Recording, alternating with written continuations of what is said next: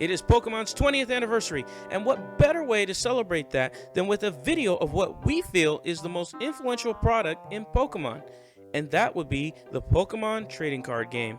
The game was first released in Japan in 1996.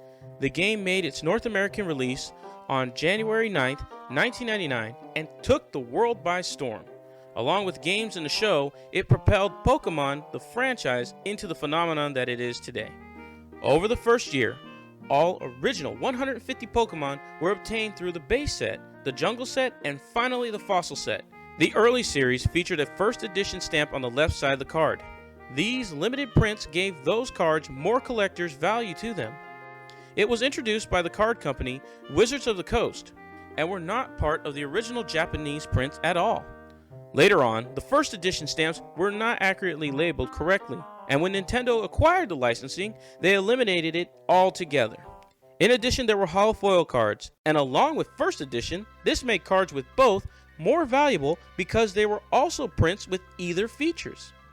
As the series went on, more features were added to the card games to match the series.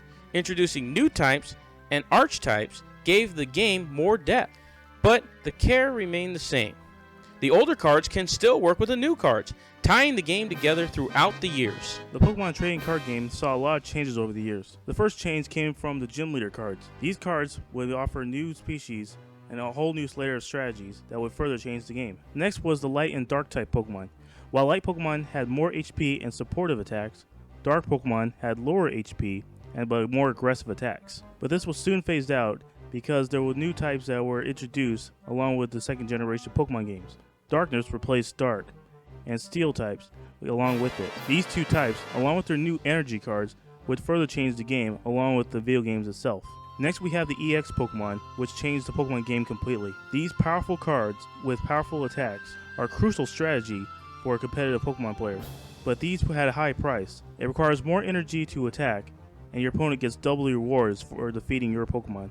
Fairy type energy was introduced along with the 6th generation Pokemon games. This also changed up the card game with more strategies. These changes in the energy would change the card game just like how they changed the 6th generation Pokemon game. Along with the changes of Gen 6, introduced Mega Pokemon. These powerful Pokemon were even more stronger than their EX counterparts, but they also came at a high price, as evolving a Mega Pokemon ends your turn, and just like EX cards, your opponent also gets double the rewards for knocking them out. And finally, we have the Delta species. The Delta species saw Pokemon that would change their types. For example, this Totodile is electric type when it's normally a water type. So that was a brief history of the Pokemon card game. There's been so many changes, items, energies, new cards, and a whole bunch of other stuff that's gone completely over my head. I actually stopped collecting Pokemon cards after the Gold and Silver series. I have the fossil cards, I have the rocket cards, I even have some of the first editions. To me, Pokemon cards were like owning Pokemon in real life. Pokemon is here to stay. With it being the 20th anniversary, there are some kids that have grown up and some people who have grown up that have never known any other life other than the fact that there has always been Pokemon. It's that big of a culture icon. For me, the card game solidified Pokemon because of the collectability. The fact that the cards were so rare, so sought after, and so coveted made it a very unique card game. Something that was a lot more impactful, just like Yu-Gi-Oh! Was for a little bit, but not as popular. How Magic the Gathering is still going today, same thing with Pokemon. The thing is, I can't think of anything that was more iconic and more sought after at the time of my youth than Pokemon cards. The next 20 years, we'll have even more crazy Pokemon cards. And maybe in another 20 years, some of my old ones will be valuable again. The Pokemon card game has always been one of my favorite parts of my childhood, along with the games. Personally, I was more of a person who was really into the video games, but also loved collecting the cards.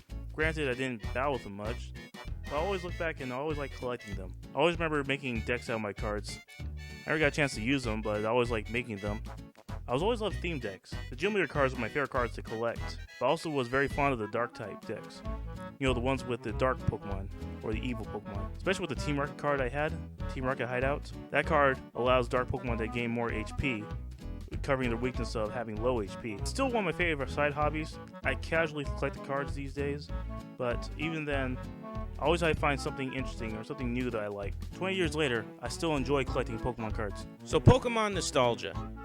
That's the reason why me and Ryan like it. What are some of your reasons? We all are just gamers and nerds and people who are just wrapped up in nostalgia. And to me, Pokemon is the biggest nostalgia. So, subscribe, comment, like, whatever you want to do. Just show your support. Not for us, just for Pokemon. Happy 20th anniversary, Pokemon.